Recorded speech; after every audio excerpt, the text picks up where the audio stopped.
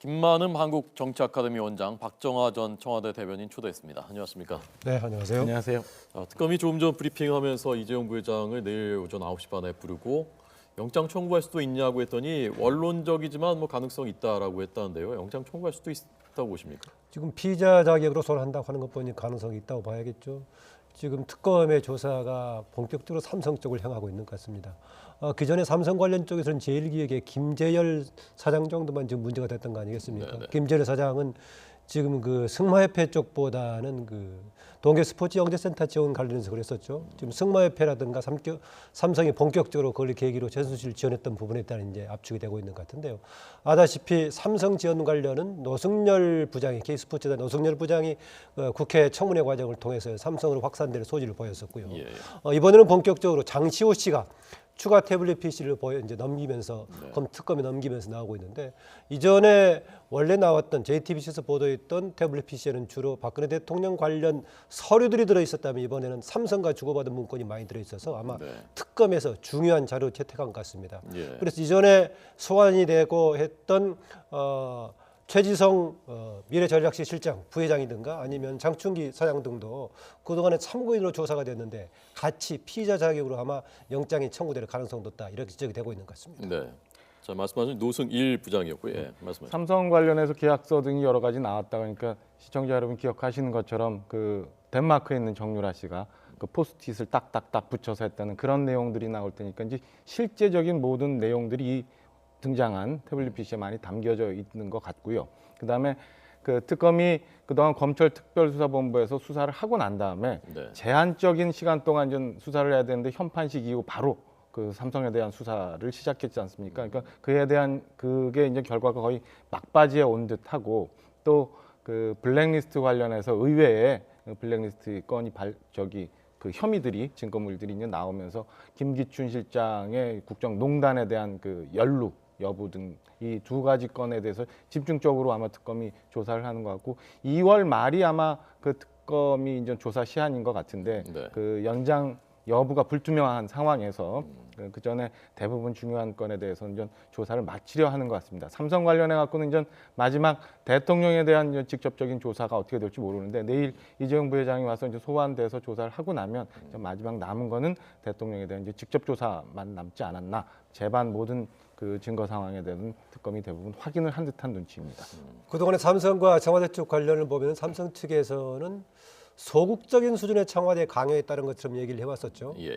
또 반대로 일부 해석에서는 오히려 삼성이 상당히 정경유착을 주도했다는 그런 입장들도 있었습니다. 예컨대 더불어민주당 김정인 전 대표 같은 경우 일찍이 박근혜 대통령 당선 직후 시기부터 순환 출자 관련된 부분에 대해서 삼성의 로비가 들어왔다는 주장까지 하고 있었습니다. 그 점에서는 삼성은 이번에 이제 이재용 부회장까지 소환이 되게 되면 상당히 방어하려고 하다 보면은 오히려 소극적인 강요가 아니라 적극적으로 청와대 쪽에서 강요했냐 하는 주장까지 나올 수가 있어서 이후에 박근혜 대통령 측과 삼성 측의 입장에 관한 변화가 생길 소지도 있다, 좀 그렇게 봅니다. 네. 검찰 수사 단계에서는 그런 면에서 그 정경련 그리고 대부분의 이제 대그룹에 대해서 이제 미르재단이나 K스포츠 출연금이나 지원권에 대해서는 검찰 수사 단계에서는 사실은 좀 강요죄만 그 죄목을 형성을 했었는데, 특검 수사를 통해서 이제 뇌물죄 혹은 뭐 제3자 뇌물죄까지도 이제 드러날 수 있는 단계에 와 있는 것 같습니다. 네.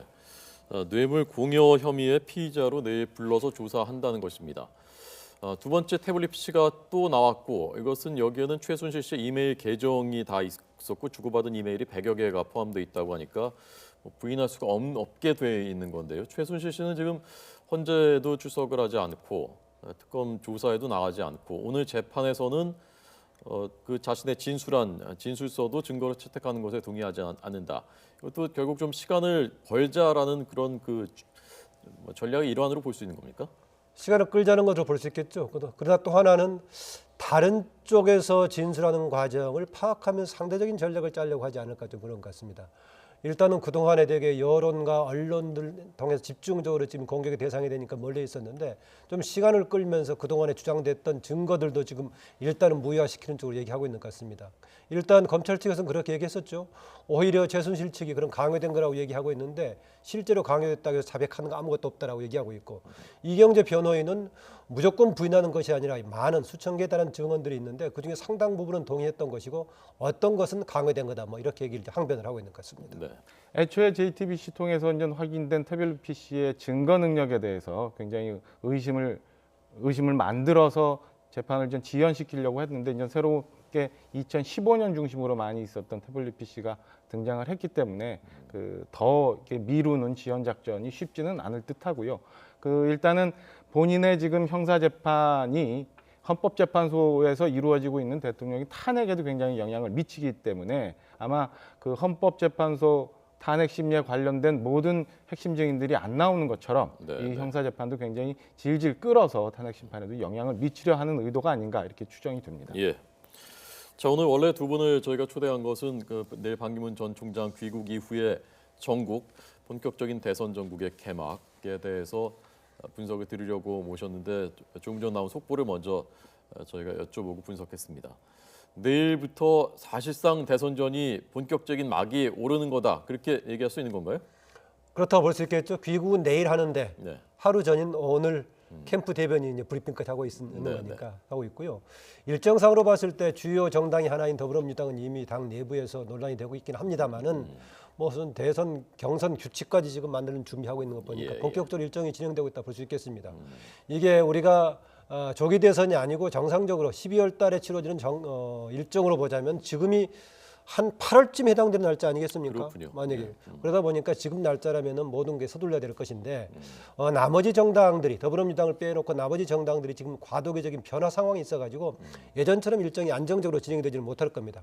그러나 문재인 전 대표를 제외한 나머지 주요 후보군으로 분류가 됐던 반기문 총장이 내일 구체적으로 귀국을 하고 귀국한 이후에 움직이는 행보 하나라든가 발언 하나가 이제 언론의 쟁점이 될 것이기 때문에 본격적인 경쟁이 시작된다라고 볼 수 있겠습니다. 네, 지금 화면에서 보시는 그 반기문 전 총장 측 대변인 이도훈 대변인인데요. 서울신문 정치부장 출신이고 그동안 대중한테는 뭐 알려져 있지 않았던 얼굴인데 오늘 공개됐습니다. 이도훈 대변인의 오늘 발언 잠깐 한번 들어보겠습니다. 고속철도도 타보고 지하철도 타보고 검토가 있었는데 그렇게 할 경우에 여행객들이나 다른 분들한테 너무 좀 피해를 많이 주는 거 아니냐 그런 의견이 있어서 그거는 일단 안 하기로 했습니다. 이승만, 박정희, 김영삼, 김대중 대통령 묘역에 방문하고 또 사병 묘역도 참배할 예정입니다. 팽목항은 어떻게 안 갈 수가 있겠습니까? 당연히 가야죠. 노무현 대통령 묘소도 당연히 참배를 해야죠. 전직 유엔 사무총장으로서 산부인을 만나 뵈야 되니까 당연히 황교안 총리도 만나 뵐 겁니다. 네, 아마도 저 일정 하나하나 만나는 사람 하나하나를 많이 생각을 한 결과일 텐데요. 초기에 어떤 행보, 어디에 중점을 두는 행보를 할 것이라고 예상하십니까? 이도훈 대변인도 얘기를 했고 그동안 반기문 총장 관련해서 뉴욕 현지에서 나온 기사들도 종합해 보면 지금 현재 있는 우리나라의 문제점과 당신이 갖고 있는 이미지 중에 결합될 수 있는 부분이 통합이라고 생각을 하고 있는 것 같아요. 그래서 대통합 행보에 가장 큰 초점을 두고 있고 그다음에 유엔 사무총장을 하시면서 10년 가까이 지금 해외에 있었기 때문에 국내 사정이나 이런 것들을 듣는 경청 모드. 이래서 통합과 경청 모드를 통해서 설 전까지 본인이 어떤 메시지를 전달해주고 할 건지에 대해서 그리고 그 전까지 지금 현재 20% 초반에 있는 지지율을 여하히 끌어올려서 지금 1위를 유지하고 있는 문재인 전 대표와 1대1 구도를 만드느냐가 하나 내부적으로 굉장히 고심스러운 대목인 것 같습니다. 네, 어쨌건 지금 불과 몇 달 전에 비해서 굉장히 불리한 여건에서 들어오는 것이지 않습니까? 보수 지지자들이 많이 떨어져 있고 현재 실제 지지율이 문재인 전 대표보다 뒤지고 어느 정도의 정치적인 폭발력도 확장성이 있다고 김 원장님 보십니까? 그렇습니다. 얘기하신 대로 그동안에 문재인 전 대표가 박스권이 있다라고 했지만 최근에는 그 박스권임에도 불구하고 한 단계 조금 더 올라간 느낌이 있죠. 네. 반면에 반기문 전 총장 그 수준에 머무르거나 아니면 정체되어 있는 상황이어서 뭔가 좀 분위기를 전환이 필요할 겁니다. 그중에 하나가 이제 귀국하면서 언론의 주목을 받을 테니까 아무래도 많이 빈도수가 언급되는 빈도수가 많이 언급이 되면은 그만큼 조금 올라가는 건 있을 겁니다. 예, 네. 그리고 또 하나 그동안에 주로 국제 무대에서 10년간 활동했던 데 비해서 구체적으로 국내에서 관료로 활동하기 그때 빼놓고 이후에는 국내 정치적인 행보가 없었다. 그럼 이후에 들어왔을 때 이게 뭔가 새로운 모습을 보여줄 수 있을지 아니면은 초심자로서의 경험이 없다는 걸 보여줄지 이런 과제가 될 것인데 일단 방문한 이후에 행보가 될 거고요. 또 하나 저는 중요한 것은 형식상으로 만들어내는 정책 내용 못지않게 저 사람이면은 이후에 우리나라 국정을 어떤 방식으로 이끌어갈 것인가라는 메시지를 어떻게 전달될 것인가 굉장히 중요합니다. 우리가 정치인들 주로 분석할 때 저 사람은 어떤 노선, 어떤 정책을 얘기하는데 이것은 경우에 따라서는 주변에 주문해서 만들 수 있습니다. 전문가들 가지고. 가장 중요한 것은 이 사람이 대통령이 됐을 때 이전에 박근혜 대통령하고 다르게 어떤 식으로 국정 운영을 할 것인가. 또 통합을 얘기했는데 통합을 어떤 방식으로 할 것인가. 이런 국정 운영 방식에 대한 국민들에게 어떻게 전달이 될 것인가. 저는 이게 가장 중요한 반기문 전 유엔 사무총장에 대한 국민의 판단 기준이 아니겠는가 그렇게 봅니다. 네. 원장님 말씀 주신 것처럼 지금 그 반기문 총장이 그 이미지로만 국민들한테 전달되어 있고 그다음에 여권 내 뚜렷한 주자가 보이지 않는 상황에서 반 총장께 좀 많은 사람들이 좀 관심을 갖고 있는데 그 말씀 주신 것처럼 첫째 하나는 단기간 내에 그 여러 가지 올 수 있는 검증의 터널을 어떻게 여하이 본인이 뚫고 나가시느냐. 두 번째는 그 가장 중요하지만은 당신은 어떤 정치를 하고자 하는지 대한민국을 어떻게 이끌어가고자 대권에 나왔는지에 대한 비전을 어떻게 국민들한테 제시하느냐에 따라서 초기 승패에 관건이 달려 있다고 생각합니다.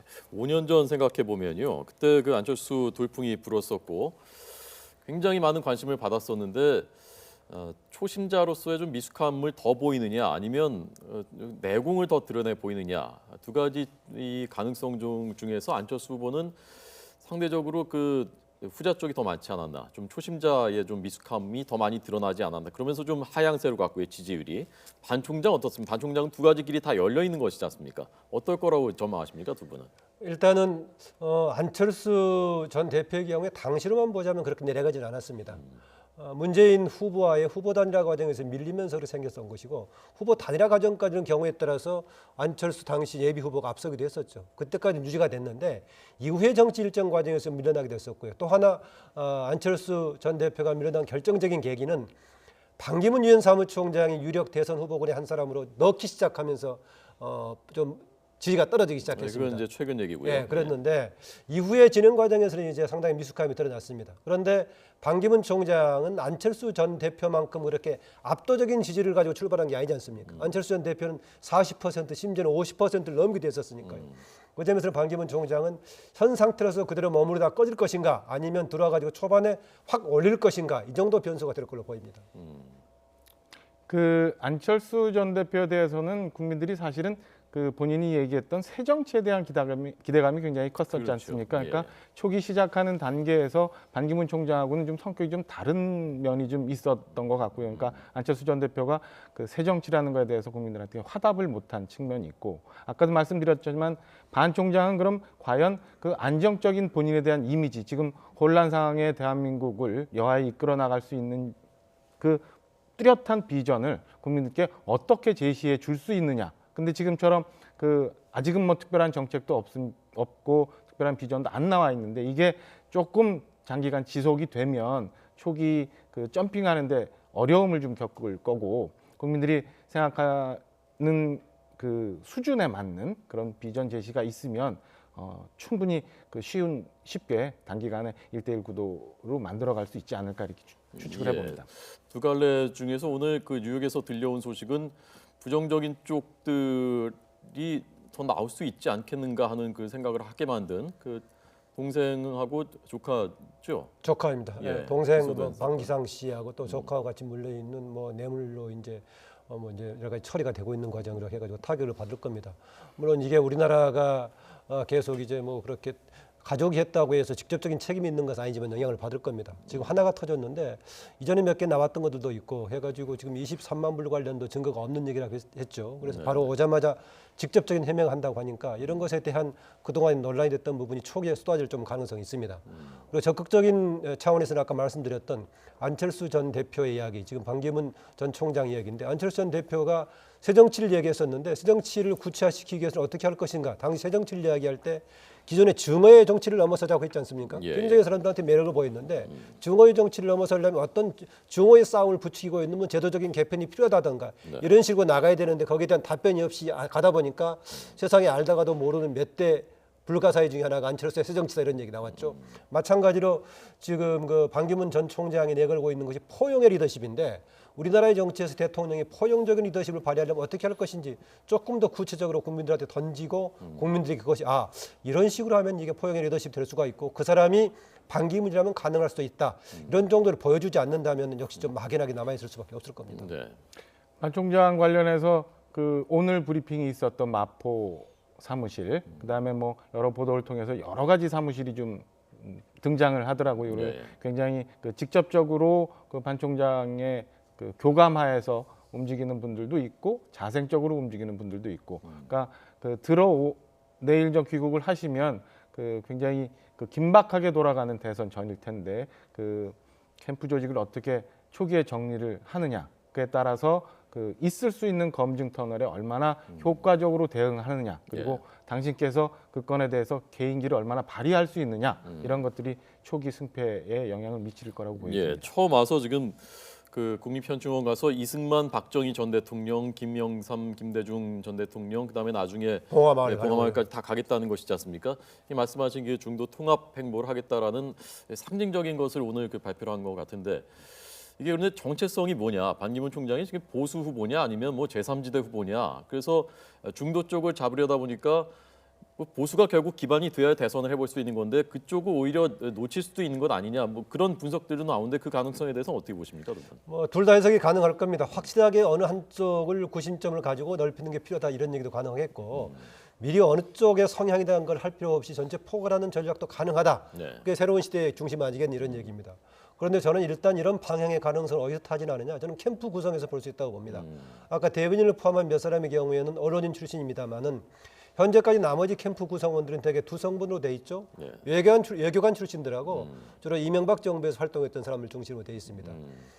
여러 가지 우리가 정책이라든가 활동 경로를 통해서 성향, 정체성을 판단할 수 있겠지만은 국민들에게 이미지가 전달되는 것은 그 진영을 어떤 사람들 중심으로 구성이 되느냐라는 것인데 아마 더 넓은 포용으로 가려면은 현재 외교관과 이명박 정부 시절에 정치 활동했던 사람들을 제외한 나머지 부분도 포용적으로 구상했을 때 적어도 초기 단계에서는 기존의 진영하고는 다른 뭐 중도 확장 세력이다 이렇게 표방할 수 있을 겁니다. 네. 그래서는 일단은 캠프 또 진영 구성하는 것도 국민의 주목거리가 아닌가 저는 그렇게 봅니다. 그 이명박 정부가 표방했던 게 실용이지 않습니까? 그러니까 보수 진영에서는 원조 보수는 아니다 뭐 그런 시각도 있었고요.